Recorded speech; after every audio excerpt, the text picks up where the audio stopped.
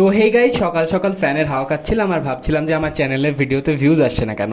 তাই এই ভাবতে ভাবতে একটু বাইরে গেলাম, বাইরে গিয়ে দেখি আব্বু এখানে ভোটের রেজাল্ট দেখছে। দেখতে দেখতে আমি ভাবলাম যে আব্বুর কাছ থেকে 20 টাকা নিয়ে দিয়ে পরোটা খেয়ে আসি। তাই 20 টাকা নিয়ে চলে গেলাম বাইরে, বাড়ির বাইরে গিয়ে এখানে দেখলাম বাইক দাঁড়িয়ে আছে, তো একটা বাইক নিলাম। তো সঙ্গে সঙ্গে দেখলাম দিলরকিও বাড়ি চলে এলো। তোকে একটু চালাচ্ছিলাম, ও বললো আমার ছবি কেন তুলছো, তো তাই বলে ও চলে গেল ওখান থেকে।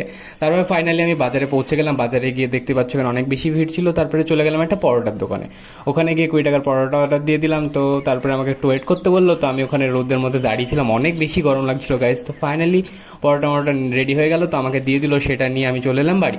বাড়িতে এসে দেখি আমার ভাইও খাবে বললো, তাই একসঙ্গে দুজন মিলে ভাগ করে খেয়ে নিলাম। তো ওকে পরোটা দেওয়ায় ও আমাকে আম নিয়ে এসে দিল, তো আর দুজন মিলে আমও খেয়ে নিলাম। তারপরে আব্বু আমাকে বললো ওকে নিয়ে একটু ডাক্তারের কাছে যেতে। তাই ভাবলাম চ তোকে নিয়ে একটু ডাক্তারের কাছে ঘুরে যাই আসি। তো ও চলে গেল, তারপরে আমিও বেরোলাম।